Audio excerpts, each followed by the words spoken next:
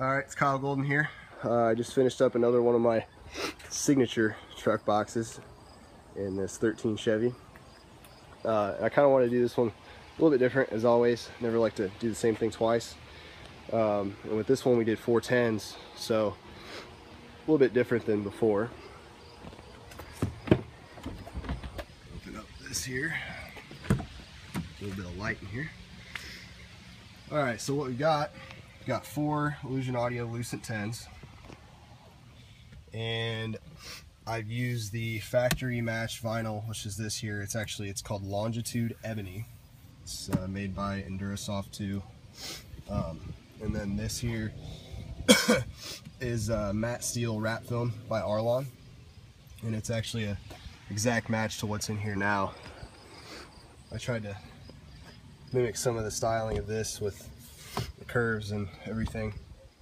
One thing about these trucks, that Longitude vinyl actually matches the 14 and 15s to a T. This one, it's really close. The shine of it is a little bit different, but if you notice on these trucks, there's 3 or 4 different sheens and 3 or 4 different grains, 3 or 4 different shades of the color. So you kind of just have to pick one in between. But anyways, so on this one, you know, usually on these boxes I try to make something come off the top and come down the front to try to tie in this seam better for the top plate. But with 410s, I really couldn't think of a way to do that and not take up a bunch of airspace. So what I did was I made this layup right here from vinyl ester resin and 5 layers of fiberglass cloth. And the reason I use vinyl ester is because it's super strong and it doesn't warp. So that is a solid piece. And this is actually adhered onto this with double-sided Tessa tape, and it is not going anywhere. If you've ever used the red stuff from Jeremy Katz, you know exactly what I'm talking about. So this is adhered onto here, and one of the points of that piece is to actually hide this seam. So you can see the seam stops here and continues on the back. I mean, unless you wanted to make a whole thing, which would kind of be difficult. But I think this really sets it off and ties in some of the, like the armrest or the grab handles and everything on the door. And the cool thing about these rings is you can pop them out, and if you need to rewrap them or one of them gets damaged or something. And this is just MDF. This is 1/2 inch MDF that I poly primed the hell out of, as always. You probably saw pictures of the whole box in primer, and then sanded to 320 and 500 and wrapped them.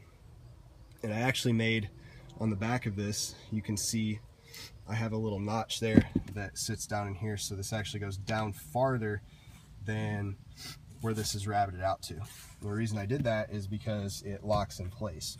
Now you could take those off, access the woofers. You don't have to pull the top plate off the box or anything. And I use 8/32 machine screws and T-nuts to hold it in, so it's super solid. Machine screws are always better than wood screws because you can take them in and out all day. The box itself is a total of 2 cubic feet sealed. So each of those woofers is in, it's separate chambers as well. Each woofer is in a 1/2 cubic foot, which in my opinion is plenty for these things. I've got some polyfill in there, but they sound great. And then on the back, or behind the seat, I've got 2 Alpine PDR M65 amps. So each set of woofers is getting roughly 650 watts. Give you a different view here. You'll have to excuse my nasally ass voice. I'm sick, so I sound like shit.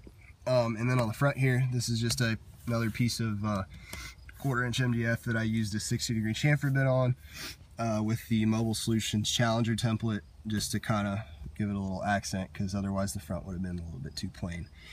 And I've got some heavy duty, super heavy duty, it's like 1/8 inch thick grill mesh here with more film behind it, just because I like, it kind of makes it look like the front grill. So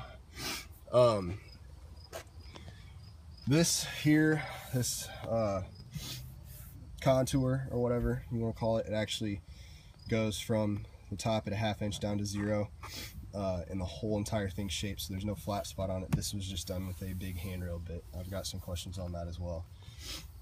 So yeah, any questions, just give me a shout. My name's Kyle Golden.